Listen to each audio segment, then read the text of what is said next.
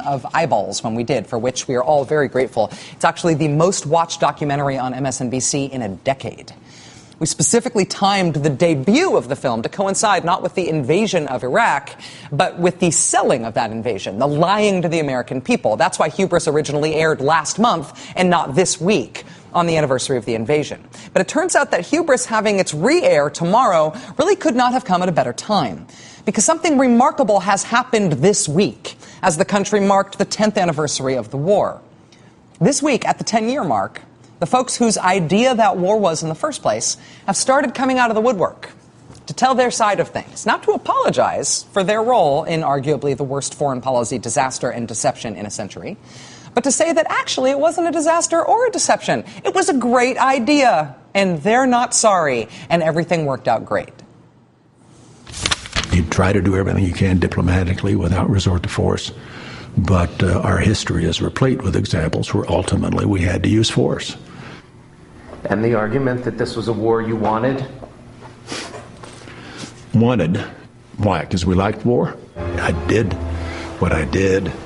It's all on the public record, and I feel very good about it. If I had to do it over again, I'd do it in a minute. I feel very good about it. What's there to feel bad about?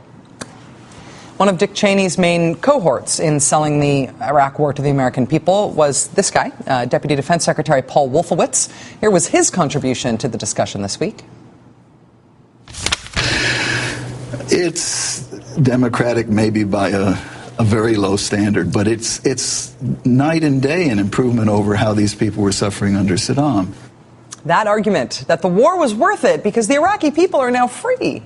That argument, which was not at all the argument for invading in the first place, that was also advanced this week by Paul Wolfowitz's old boss, a man named Donald Rumsfeld. Donald Rumsfeld tweeted on the morning of the Iraq invasion anniversary, quote, 10 years ago began the long, difficult work of liberating 25 million Iraqis. All who played a role in history deserve our respect and appreciation. Yes, remember that war of Iraqi liberation that we were asked to sign up for as a country? You don't remember that? It's because that's not what they sold us. That's not what they told us that war was for. They're retroactively defining it that way.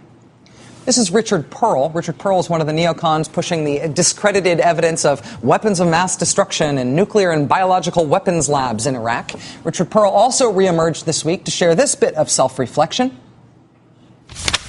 10 years later, nearly 5,000 American troops dead, thousands more with wounds, hundreds of thousands of Iraqis dead or wounded.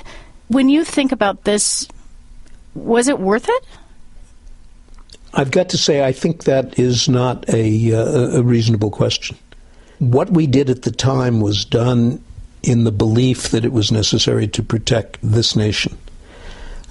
You can't, a decade later, go back and say, well, we shouldn't have done that. Even asking whether or not it was worth it is not a reasonable question. What happened this week was honestly sort of jaw-dropping. I did not foresee this kind of lack of self-reflection and even pride among these folks ahead of it happening this week. It was just a parade of former Bush administration officials coming out to say that not only did they personally do nothing wrong, but the Iraq war turned out great. It was the right decision to liberate all those people. And how dare we try to second-guess them all these years later. I did not expect such bald revisionist history. And it makes me very happy that we have decided to re-air our documentary on what they did wrong on the selling of that war tomorrow night. Even though it has been 10 years since that war was sold to the American public, the folks who did the selling, you know what? They did it all on tape, and the tape still exists. And now the people who were involved in those decisions are coming forward to talk about it, to say it didn't happen at all. If you already saw this the first time, please check it out again. Friends, Romans, countrymen, lend me your ears. We do not give up. Expect surprises. Subscribe.